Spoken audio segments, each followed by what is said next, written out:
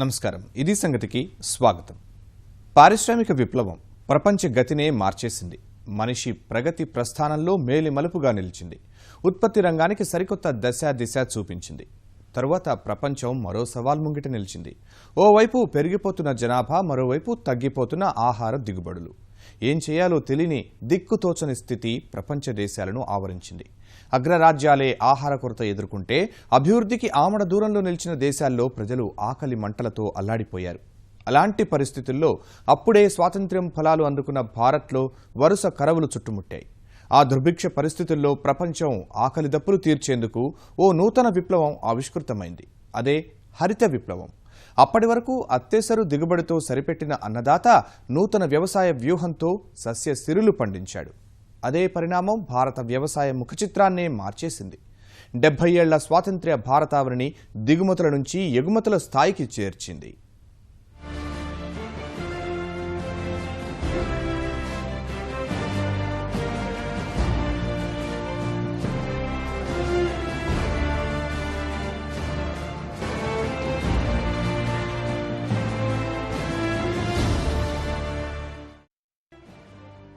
భారత జీవనాడి వ్యవసాయం. ప్రగతి పరుగుకు ప్రధాన చోదకం. 60% జన భారతానికి సేద్యమే శరణ్యం. ఏళ్లు గడిచినా భారతావని ఇంకా వ్యవసాయ ప్రధాన దేశమే. భూమిపుత్రులు స్వేదం చిందిస్తూ సేద్యం చేస్తేనే వృద్ధి రేటు పరుగు. పారిశ్రామిక విప్లవం, సాంకేతిక విప్లవం అంటూ ఉత్పత్తి, సేవారంగాలు అభివృద్ధి పయనంలో కీలకంగా మారినా ఇప్పటికీ మనకు వ్యవసాయమే కీలకం. ఇలా భారతావని 70 ఏళ్ల స్వాతంత్ర్యం ముంగిట నిలిచిన తరుణంలో వ్యవసాయ రంగంలో వచ్చిన మార్పులేంటి? ఆహార ధాన్యాల ఉత్పత్తిలో ఎలాంటి ప్రగతి రేటు నమోదైంది? 7 దశాబ్దాల కాలంలో వ్యవసాయ రంగంలో విప్లవాత్మకమైన మార్పులు చోటు చేసుకున్నాయి. స్వాతంత్ర్యం వచ్చిన తొలినాళ్లలో ఆహార ధాన్యాలు దిగుమతి చేసుకున్న స్థాయి నుంచి ఇప్పుడు స్వయం సమృద్ధ స్థితికి భారతావని చేరుకుంది. సేద్యపు సిరులు పండిస్తూ ప్రపంచపు మాగాణుల్లో ఒకటిగా విరాజిల్లే స్థాయికి చేరింది. ఈ మార్పు ఒక్కరోజులోనే సాధ్యం కాలేదు. సంప్రదాయ భారతీయ వ్యవసాయ క్షేత్రానికి వైజ్ఞానిక పరిజ్ఞానం అందించిన సమగ్ర ప్రణాళికల ఫలితమే నేటి సస్య సిరులు. వ్యవసాయ పరిశోధనలు అందించిన విప్లవమే హరిత విప్లవం. మన దేశంలో సాగు ప్రగతి గురించి చెప్పుకోవాలంటే అంతకుముందు, ఆ తరువాత అని చెప్పుకోవలసిందే.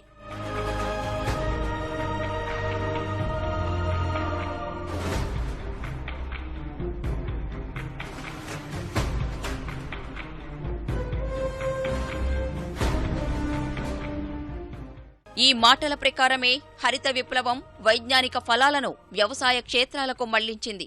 దేశ సౌభాగ్యానికే సైన్స్ ఉపయోగపడాలనే మాటలు నిజం చేసింది. జనాభా పెరుగుదలకు సరిపడా ఆహారం అనే సవాల్ అధిగమించడంలో ప్రధాన భూమిక పోషించింది. సరికొత్త శకానికి నాంది పలికింది. తిండి గింజల విషయంలో కానీ ఇతర విషయంలో కానీ ఏ దేశం మీద ఆధారపడే పరిస్థితి లేకుండా స్వయం సమృద్ధిని సాధించాం. దానికి కారణం కేవలం హరిత విప్లవం.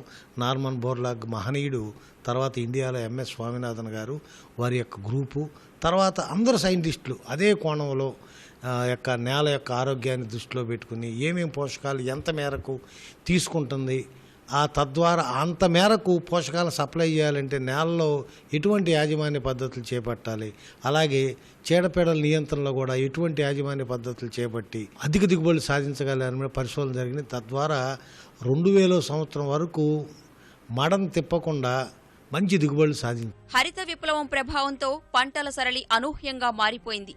శతాబ్దాలుగా స్తబ్దుగా ఉండిపోయిన ఉత్పత్తి, ఉత్పాదకతల్లో కదలిక మొదలైంది. అధిక దిగుబడుల కోసం సంప్రదాయక పశువుల పేడ స్థానంలోనే రసాయన, క్రిమిసంహారకాల వాడకం పెరిగింది. సంప్రదాయ పద్ధతులు, పొడుగు రకాల పంట స్థానంలో పొట్టి విత్తనాలు వచ్చాయి. ఉత్పత్తి రెట్టింపై రైతుల్లో కొత్త ఆశలు రేకెత్తాయి. ఈ దిశగా అడుగులు ఎలా పడ్డాయనే విషయంలోకి వెళితే 1950, 1960వ దశకాల్లో హరిత విప్లవ సాంకేతిక విజ్ఞానం ప్రపంచవ్యాప్తంగా విస్తరించింది. వాస్తవానికి 1940లోనే మెక్సికోలో ఈ దిశగా అడుగులు పడ్డాయి. హరిత విప్లవ పితామహుడైన నార్మన్ బోర్లాగ్ వ్యాధిని తట్టుకోగలిగే మేలు రకమైన అధిక దిగుబడినిచ్చే గోధుమ వంగడాలు అభివృద్ధి చేశారు. ఫలితంగా మెక్సికోలో దేశీయ డిమాండ్ అధిగమించి మరీ గోధుమ ఉత్పత్తి జరిగింది. బోర్లాగ్ అభివృద్ధి చేసిన గోధుమ వంగడాలకు యాంత్రీకరణ తోడై వారి వ్యవసాయ రంగంలో మార్పులు చోటు చేసుకున్నాయి. 1940లో దేశీయ అవసరాల కోసం 50% గోధుమ దిగుమతి చేసుకునే అమెరికా 1950లో ఉత్పత్తిలో స్వయం సమృద్ధిని సాధించింది. 1960వ దశకంలో ఎగుమతిదారుగా అవతరించింది. ఇలా 1950, 1960 దశకాల్లో ప్రపంచ వ్యవసాయ చరిత్రకు సంబంధించి నూతన అధ్యాయం ప్రారంభమైంది. మెక్సికోకు చెందిన గోధుమ పంట, తైవాన్, శ్రీలంక, మలేషియాలోని వరి పంట వ్యవసాయ రంగంలో దిగుబడుల చరిత్ర మార్చేశాయి. ఈ విత్తనాల విప్లవం భారత్కు వ్యాపించింది. భారత్తో పాటు ఆసియాలోని అనేక దేశాలు నూతన వంగడాలు వినియోగించి వ్యవసాయ ఉత్పత్తి పెంచుకోవడం ప్రారంభించాయి. భారత్లోని వ్యవసాయ పరిశోధనా కేంద్రాలు సైతం కొన్ని కొత్త రకం వంగడాలు, సంకరజాతి విత్తనాలు అభివృద్ధి చేశాయి. అయితే హరిత విప్లవం ప్రధాన ఉద్దేశం ఆహార భద్రత సాధించటం. అయితే ఆహార భద్రత సాధించడానికి ఎంచుకున్న దారి ఉత్పత్తి పెంచటం. ఆ ఉత్పత్తి పెంచడానికి ఎక్కువగా రసాయనాలు, నీళ్లు వాడటం. సో నీళ్ల కోసమని డ్యాములు కట్టడం, అక్కడ ఎక్కడైతే అనుకూలంగా ఉన్నాయో అన్ని చోట్ల డ్యాములు కట్టడం, అట్లాగే రసాయనాలు వినియోగం పెంచడం. ఖర్చులు పెరిగితే రైతులకి దానికి సబ్సిడీలు ఇవ్వటం కోసం అని చెప్పేసి వ్యవసాయ సబ్సిడీలను పెంచడం. అట్లాగే పండిన ఉత్పత్తిని అంతా సేకరించి మళ్ళా వినియోగదారులకు అందించడం కోసం అని చెప్పేసి పబ్లిక్ డిస్ట్రిబ్యూషన్ సిస్టమ్ పెట్టడం. ఇవన్నీ కలిపి హరిత విప్లవం పేరుతో స్వతంత్రం వచ్చిన తర్వాత 60లలో ప్రారంభించడం జరిగింది. భారత హరిత విప్లవ పితామహుడు ఎంఎస్ స్వామినాథన్ చొరవతో మన వ్యవసాయ క్షేత్రాల్లో సమూల మార్పులకు అడుగులు పడ్డాయి. కొత్త వ్యవసాయ వ్యూహం ఉత్పత్తిని గణనీయంగా పెంచేసింది. ముఖ్యంగా వరి, గోధుమ పంటల్లో హరిత విప్లవం ఊహించని మార్పులు తెచ్చింది. ఎంతగా అంటే 1947లో వార్షికంగా 50 మిలియన్ టన్నుల ఆహార ధాన్యాలు ఉత్పత్తి ఇప్పుడు ఏకంగా 250 మిలియన్ టన్నులకు పైకి చేరే అంతగా. అభివృద్ధి చెందుతున్న దేశాలతో పోల్చితే హరిత విప్లవం పుణ్యమా అని భారత్ మరెవరికీ సాధ్యం కాని ఆర్థిక, సామాజిక పురోగతి సాధించింది. ప్రధానంగా వ్యవసాయ దిగుబడులు చాలా పెరిగిపోయాయి. గోధుమ పంట దిగుబడి నాటితో పోల్చితే 2000వ సంవత్సరం వచ్చేసరికి 3 రెట్లు పెరిగింది. అపరాలు 2 రెట్లు పెరిగాయి. రైతుల జీవన స్థితిగతులను కొత్త మార్పులు నిర్దేశించాయి. సంప్రదాయ పద్ధతులు, తక్కువ దిగుబడితో సరిపెట్టుకున్న రైతన్నలు ఆధునిక వంగడాల ఫలాలు అందుకున్నారు. 10 అంతకు మించిన విస్తీర్ణంలో కమతాలున్న రైతులు లాభపడ్డారు. జాతీయ స్థాయిలో ఆహారోత్పత్తుల దిగుమతులు తగ్గాయి. చాలినన్ని నిల్వలు సమకూరాయి. కొన్నిసార్లు ఎగుమతి కూడా చేయగలిగే స్థాయికి చేరుకున్నాం. ప్రధాన ఆహార పంటలైనటువంటి వరి మరియు గోధుమ వంటి పైర్లకి సంబంధించి అయితే మనం ఎక్కువ దిగుబడి వచ్చేటువంటి fertilizer responsive varieties, hybrid high yielding varieties రావడం జరిగింది. ఈ హై ఈల్డింగ్ వెరైటీస్ మూలాన మనకి అధిక దిగుబడి సాధించడం, మన జనాభాకు తగ్గట్లుగా మనం ఆహారాన్ని ఉత్పత్తి చేసుకోవటం, అంతకు మించి మనం ఎగుమతులు చేసే స్థాయికి కూడా మనం కొన్ని ఆహార ఉత్పత్తుల్లో ఎదగటం గమనించడం జరిగింది. రైతుల ఆదాయాల్లోనూ కొంతవరకు పెరుగుదల కనిపించింది. కొందరు అన్నదాతలు అదే వెసులుబాటుని ఉపయోగించుకుని ఆ మొత్తాల్ని తిరిగి పెట్టుబడులుగా పెట్టి వ్యవసాయ ఉత్పాదకత పెంచుకున్నారు. అది వ్యవసాయ రంగంలో అభివృద్ధికి బాటలు వేసింది. పంజాబ్ వ్యవసాయ విశ్వవిద్యాలయం అధ్యయనం ప్రకారం లుధియానా రైతులు వారి ఆదాయాల్లో 55% తిరిగి సాగు అభివృద్ధికే వెచ్చించారు. అలా నిరక్షరాస్యత, వెనుకబాటుతనంతో సంప్రదాయ పద్ధతులే ఉపయోగిస్తారనే భారత రైతుల్లోనూ హరిత విప్లవంతో చెప్పుకోదగ్గ మార్పులు చోటు చేసుకున్నాయి. వ్యవసాయ విప్లవంతో తలసరి ఆహార ధాన్యాల లభ్యత ఎంతో పెరిగింది. 1950లతో పోల్చితే 395 గ్రామాలున్న వాటి లభ్యత 2000 దాటేసరికి 436 గ్రామాలకు చేరింది. భారీ స్థాయి జనాభా విస్ఫోటనం తరువాత కూడా ఆ వృద్ధి సాధన చిన్న విషయమైతే కాదు. అలా హరిత విప్లవం దేశానికి ఊపిరి తీసుకునే సమయం ఇచ్చింది. ఫలితంగా ఆకలి తీర్చడానికి, ఆహారం కోసం వెతుకులాటలు మాని దేశ నిర్మాణంపై దృష్టి పెట్టడానికి పాలకులకు అవకాశం లభించింది. స్వాతంత్ర్యం అనంతరం నిర్మించిన నీటిపారుదల ప్రాజెక్టులు సాగు విస్తీర్ణాన్ని పెంచాయి. స్వాతంత్ర్యం పూర్వం భారత ఉపఖండంలో 28.2 మిలియన్ హెక్టార్ల భూమి సాగులో ఉండేది. దేశ విభజన తరువాత భారత్ పాకుల మధ్య సాగు భూమి పంపిణీ జరిగింది. అప్పుడు భారత్కు 19.4 మిలియన్ హెక్టార్ల సాగు భూమి లభిస్తే పాకిస్తాన్కు 8.8 మిలియన్ హెక్టార్లు వెళ్లింది. ఈ పరిస్థితుల్లో హరిత విప్లవం ఆధారంగా సాగు భూమిని పెంచేందుకు మన దేశ పాలకులు ప్రాజెక్టుల నిర్మాణానికి 1951 నుంచి ప్రత్యేక కార్యాచరణతో అడుగులు వేశారు. ప్రాజెక్టులే ఆధునిక దేవాలయాలు అనే స్ఫూర్తితో జలాశయాల నిర్మాణాలు చేపట్టారు. ప్రత్యేక జల విధానం ప్రకటించిన 1951 నాటికే 15 మీటర్ల కంటే పొడవున్న జలాశయాల సంఖ్య 280 ఉంటే ఇప్పుడు 4500కు పైగా ప్రాజెక్టులు సస్యసిరులు పారిస్తున్నాయి. జీవనదులపై నిర్మించి ప్రాజెక్టులు హరిత భారత ఆవిష్కరణకు నాంది పలికాయి. ఇందులో నాగార్జున సాగర్, భాక్రానంగల్ వంటి ప్రాజెక్టులు సేద్యపు రూపురేఖలనే మార్చేశాయి. భూగర్భ జలాలు, వర్షంపైనే ఆధారపడే రైతన్నకు పొలాల్లోకి నేరుగా నీరు అందే సౌలభ్యాన్ని అందించాయి. ఫలితంగా 19.4 మిలియన్ హెక్టార్ల నుంచి 2010-2011 నాటికి 87.3 మిలియన్ హెక్టార్ల భూమి సాగులోకి వచ్చింది. హరిత విప్లవంతో వ్యవసాయంలో యాంత్రీకరణ బాగా పెరిగింది. ట్రాక్టర్లు, డీజిల్ ఇంజిన్లు మొదలు విద్యుత్ పంపు సెట్లు తదితర యంత్ర పరికరాలు భారీ స్థాయిలో పొలాల్లోకి వచ్చాయి. రసాయన ఎరువులు, క్రిమిసంహారకాల వాడకము అదే రీతిలో పెరిగింది. వాటిని తయారు చేసే పరిశ్రమలు ఎన్నో రెట్లు విస్తరించాయి. వ్యవసాయ ఆధారిత పరిశ్రమలు జోరుగా పెరిగాయి. జౌళి, చక్కెర, వనస్పతి తదితర పరిశ్రమలు ప్రాధాన్యత సంతరించుకున్నాయి. యాంత్రీకరణతో ఉపాధికి గండిపడినా అదే సందర్భంలో బహుళ పంటల రాకతో అక్కడే కొత్త ఉపాధి దొరికింది. పంజాబ్, బీహార్, ఉత్తరప్రదేశ్, ఒడిషా ఆ ఫలితాలు చూశాయి. భారత్లో హరిత విప్లవానికి దారితీసిన పరిస్థితులేంటి అంటే స్వాతంత్ర్యం నాటి తొలినాళ్లకు వెళ్లాల్సిందే. అప్పుడు మన దేశంలో సాగు సకల సమస్యలకు నిలయంగా మారింది. 1940 నుంచి 1970 మధ్య వరుస కరువులు ఉక్కిరిబిక్కిరి చేశాయి. లోపభూయిష్టమైన ఆహార ధాన్యాల పంపిణీ విధానాలు సహా శ్రమకు తగిన ఫలితం అందక రైతులు చితికిపోయారు. ఈ దుస్థితిలో డిమాండ్కు తగినట్లుగా ఆహార ధాన్యాల ఉత్పత్తి జరగలేదు. ఫలితం దేశంలో ఆకలి బాధలు, పోషకాహార లోపం రాజ్యమేలింది. అన్నదాతల విషయానికొస్తే చిన్న మధ్య తరహా రైతులకు బ్యాంకుల నుంచి రుణం దొరకడం దాదాపుగా అసాధ్యంగా ఉండేది. ఈ పరిస్థితుల్లో వడ్డీ వ్యాపారులు, జమీందార్ల వద్ద కర్షకులు అధిక వడ్డీలకు డబ్బులు తీసుకునేవారు. సొమ్ములు తిరిగి చెల్లించలేక అప్పులు ఇచ్చిన వారి పొలాల్లోనే రైతు కూలీలుగా పనిచేసేవారు. వాటికి తోడు సంప్రదాయ వ్యవసాయ విధానాలతో అంతంత మాత్రం దిగుబడే వచ్చేది. ప్రజల అవసరాలు తీర్చేందుకు ప్రభుత్వాలు ఆహార ధాన్యాలు దిగుమతి చేసుకోక తప్పేది కాదు. ఈ దిగుమతితో విదేశ మారక ద్రవ్యం ఇతర దేశాలకు తరలిపోయేది. ఈ దుర్భిక్ష పరిస్థితుల్లో పుట్టుకొచ్చిన హరిత విప్లవం మన దేశ వ్యవసాయ ముఖచిత్రాన్నే మార్చేసింది. విత్తనాల నుంచి మొదలు పెడితే సాగునీటి వరకు సమూల మార్పులకు నాంది పలికింది.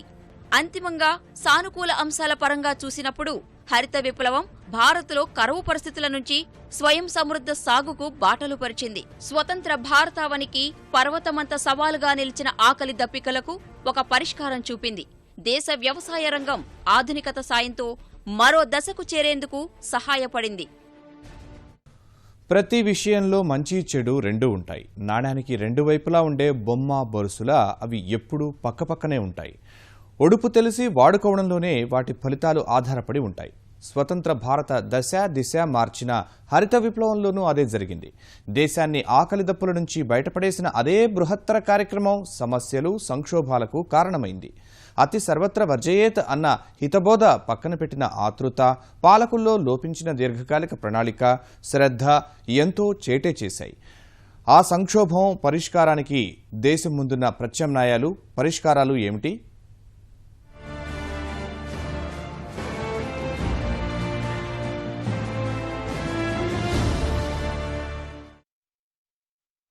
హరిత విప్లవంతో వ్యవసాయ ముఖచిత్రమే మారిపోయింది. సేద్యం ఆధునిక రూపు సంతరించుకుంది. అదే సమయంలో పోటాపోటీగా రసాయనాల వాడకం ద్వారా నేల నుంచి తీస్తూ పోవడం వల్ల నేలకు సేంద్రియ పదార్థం అందక అవి గిడసబారడం మొదలైంది. రైతుల్లో అవగాహన లేమి, అదే అలుసుగా తీసుకున్న మందుల సంస్థల మాయాజాలంతో విచ్చలవిడి వాడకం పెరిగి చీడపీడలు వాటిని తట్టుకునేదాకా, తరువాత అంతకంటే గాఢత కలిగిన మందులు వాడాల్సి రావడం మొదలైంది. ఈ పరిస్థితులు భూసారం, ప్రకృతి సమతుల్యతను దెబ్బతీయడం మొదలుపెట్టాయి. ఇప్పుడిప్పుడే ఆ దుస్థితిని గుర్తించిన ప్రభుత్వాలు భూసారంపై శ్రద్ధ చూపడం మొదలుపెట్టాయి. కారణం, నానాటికి తగ్గిపోతున్న భూసారంతో పంటల ఉత్పాదకతలో ఆశించిన పురోగతి సాధ్యపడలేదు. అది రైతుల మిగులుబాటుకి సమస్యగా మారింది. దేశీయ స్థానే సంకరజాతి వంగడాలు రంగప్రవేశం చేశాక తినే ఆహారంలో రుచి తగ్గింది. ప్రపంచ వాణిజ్య సంస్థ WTO నిబంధనలు అమల్లోకి వచ్చాక పేద దేశాల ఉత్పత్తుల్ని కొనేందుకు సంపన్న దేశాలు రసాయన అవశేషాలనే సాకుగా చూపించి నిరాకరిస్తూ వస్తున్నాయి. అంతర్జాతీయ వ్యవసాయ వాణిజ్యంలో 4% పంటలు పండించే దేశాలు 80% వాటా కలిగి ఉంటే 60-70% వ్యవసాయంపై ఆధారపడిన దేశాలు 20% వాటా కూడా పొందలేకపోవడానికి రసాయనాల బూచే ప్రధాన కారణమైంది. ఆ దుస్థితికి కారణం WTO ప్రమాణాలు అమల్లోకి వచ్చాక కూడా భారతీయ సగటు రైతుకు వాటి పట్ల అవగాహన కల్పించలేకపోవడమే. హరిత విప్లవంతో ఆహారోత్పత్తుల్లో 3 దశాబ్దాల క్రితమే స్వావలంబన సాధించగలిగిన భారత్ ఎగుమతుల్ని పెంచుకోలేకపోవడానికి ఆ తప్పిదాలే కారణం. అంతర్జాతీయంగా చూస్తే మలేసియా వంటి చిన్న దేశం పామాయిల్ నుంచి డజన్ల సంఖ్యలో ఉప ఉత్పత్తుల్ని విపణిలోకి పంపుతోంది. భారత్లో జిల్లా అంత ఉండే మయన్మార్ నుంచి, తాజాగా మొజాంబిక్ నుంచి సైతం పప్పు ధాన్యాలు తెచ్చుకోవలసి వస్తోంది.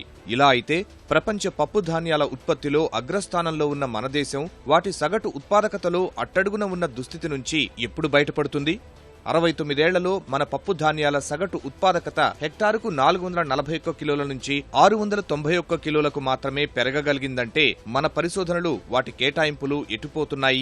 నేటి దుస్థితికి సమాధానము కళ్ల ముందే కనిపిస్తోంది. హరిత విప్లవం కొన్ని పంటలకే, ముఖ్యంగా వరి, గోధుమ వంటి పంటలకే పరిమితమైందనే అపవాదు లేకపోలేదు. సంప్రదాయ పంటలు జొన్న, సజ్జ, కొర్ర, రాగిలతో పాటు పప్పు ధాన్యాలు, నూనె గింజలకు ఆదరణ తగ్గింది. వాటి విస్తీర్ణం క్షీణించి ప్రజల్లో వినియోగం తగ్గి ఆహారంలో పోషకాహార స్థాయి పడిపోయింది. అనారోగ్య సమస్యలు పెచ్చరిల్లాయి. ఇది ప్రజల జీవన ప్రమాణాలను దెబ్బతీసింది. ఫలితంగా హరిత విప్లవంతో సాధించిన ప్రగతి కొన్ని రంగాలకే పరిమితమవగా అది తెచ్చిన అనర్థాలు తీవ్రంగా నష్టపరిచాయి. మరి అప్పుడున్నటువంటి పరిస్థితులలో ఇతర ఖర్చులు తక్కువ ఉండటం, దిగుబడి పెరగటంతో వ్యవసాయ రంగం 70 నుంచి 80-85 వరకు లాభసాటిగా ఉన్నటువంటి వ్యవసాయ రంగం ఈ మధ్య గత 10-15 సంవత్సరాల నుంచి చూసినట్టయితే రోజు రోజుకు వ్యవసాయ రంగం నష్టాల బారిన పడుతుంది. వ్యవసాయం చేసేవాళ్ళు కష్టపడుతున్నారు అన్నది నాకు తెలిసినటువంటి సత్యం. ఇదే సమయంలో రైతుల ఆదాయాలు మరింత క్షీణించాయి. పూట తిండికి నోచుకోలేని పరిస్థితులు నెలకొన్నాయి. గాదెల నిండా ఆహార ధాన్యాలున్నా దేశంలో నేటికి 30% మందికి కడుపు నిండా తిండే దొరకడం లేదు. 1951లో తలసరి ఆహార ధాన్యాల లభ్యత 144.01 కిలోలు ఉండగా 1991కి 186.2 కిలోలకు చేరింది. 2011లో 165.6 కిలోలకు, 2014లో 179.3 కిలోలకు వచ్చింది. ఆ లెక్కల బట్టే మన ప్రగతి ఊహించవచ్చు. పైగా వ్యవసాయోత్పత్తిలో సుమారు 30-40% పలు దశల్లో వృధా అవుతోంది. ఉత్పత్తి పెంచడం, వచ్చిన పంట సక్రమ వినియోగంపై మరిన్ని పరిశోధనలు జరగాల్సిన అవసరాన్ని ఆ పరిణామాలు నొక్కి చెబుతున్నాయి. 90ల తరువాత వ్యవసాయం ఆర్థిక సంక్షోభంలో కూడా నెట్టివేయడం జరిగింది. పెట్టుబడి ఖర్చు పెరిగింది కానీ దానికి సరిపడా సపోర్ట్ సిస్టమ్స్ లేకుండా, ఏదైతే హరిత విప్లవం సమయంలో సపోర్ట్ సిస్టమ్స్ క్రియేట్ చేశారో అవి తీసేయటం వలన సంక్షోభం తీవ్రంగా పెరిగింది. దాని పరిణామం మనము 95 తర్వాత చాలా స్పష్టంగా చూసాం. ఇప్పటిదాకా దాదాపు గత 20 సంవత్సరాల కాలంలో 3 లక్షల మంది పైగా రైతులు ఆత్మహత్య చేసుకున్న నేపథ్యం. గ్రామస్థాయిలో విస్తరణ యంత్రాంగం అందుబాటులో లేకపోవడం లోపంగా మారింది. మన అవసరాలెంత, ఎంత పండించాలి, ఏ మేరకు పండిస్తే ఎంతెంత ధరలొస్తాయని చెప్పేవారే లేరు.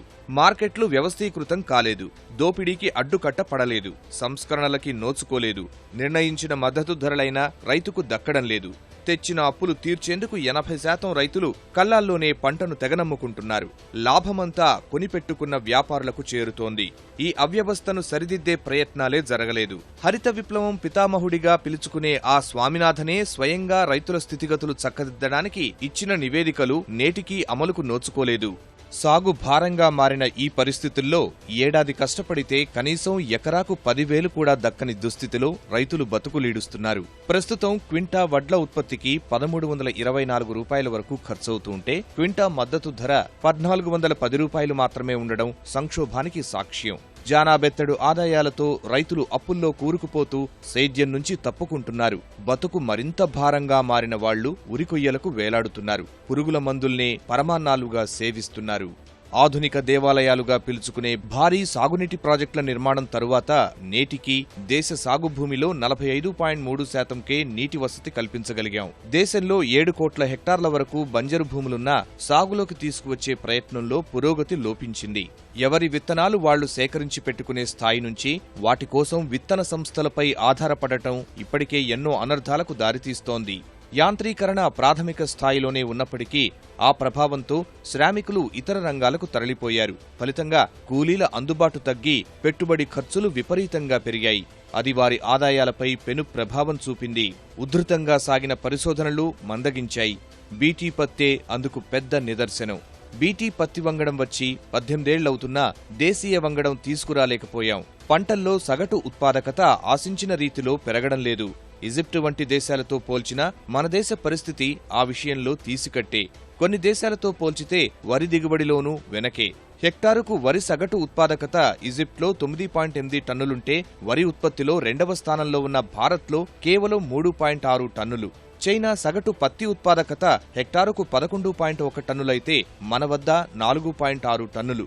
గోధుమలో ఇంగ్లాండ్ 7.7 టన్నులు సాధిస్తూ ఉంటే మన వద్ద అది 3.1 టన్నులు. మొక్కజొన్నలో అమెరికా 9.9 టన్నుల ఉత్పాదకత హెక్టారుకు సాధిస్తూ ఉంటే ఇక్కడ కేవలం 2.4 టన్నులకే పరిమితమైంది.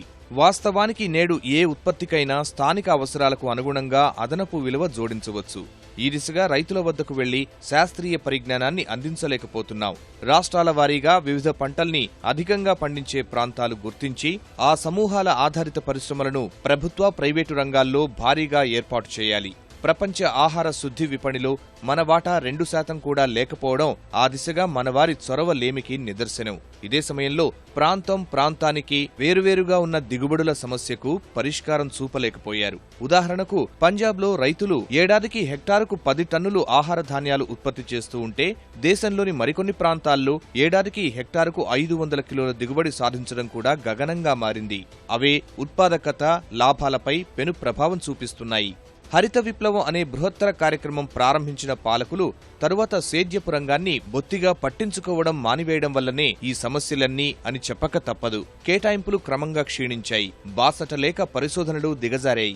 భారత వ్యవసాయ పరిశోధనా మండలి ICAR పరిధిలో ఎన్నో పరిశోధనా సంస్థలున్నా అవేమీ సగటు రైతుకు స్థిర ఆదాయం అందించడంలో తోడ్పడలేకపోయాయి. వ్యవసాయ వర్సిటీలు, పరిశోధనా సంస్థల పరిశోధనలు చాలా వరకు ప్రైవేటు పరమవుతున్నాయన్న విమర్శలు ఎన్నో. కరవు కాటకాల సమయంలోనూ రైతులను ఆదుకోలేకపోతున్నారు. ఏటా విపత్తులతో 30% పంట నష్టపోతున్నట్టు అంచనా. ఆ నష్టాలను కనిష్ట స్థాయికి తగ్గించాల్సిన అవసరముంది. విత్తనాల రూపకల్పనతో పాటు రకరకాల ఎరువులు, పురుగు మందులు, సిఫారసు చేయనటువంటి చాలా రకాల ఉత్పత్తులు, బయోల పేర్లతోటి రైతులను మోసం చేసి నానా రకాలుగా వచ్చి వాళ్ళ డబ్బును కొల్లగొట్టడం జరుగుతూ వచ్చింది. ఇన్నిటి మీద పర్యవేక్షణ చేయవలసినటువంటి అవకాశం ఉన్నటువంటి ప్రభుత్వ యంత్రాంగం పూర్తిగా విఫలం కావటం ఇవన్నిటికీ ఒక కారణం అవుతూ వచ్చింది. ఈ పరిస్థితి మార్చి రెండో హరిత విప్లవానికి సమగ్రంగా సన్నద్ధం కావాలంటే కొన్ని చర్యలు తప్పనిసరనేది వ్యవసాయ శాస్త్రవేత్తలు, ఆ రంగం నిపుణుల మాట. ప్రధానంగా చూస్తే కేంద్ర బడ్జెట్లో సాగు రంగానికి కనీసం 10% నిధులు ఇవ్వాలి. వ్యవసాయ పరిశోధనలపైన ఆడిటింగ్ జరగాలి. మరిన్ని విభిన్న అంశాలతో మరో ఇది సంగతిలో కలుసుకుందాం. నమస్కారం.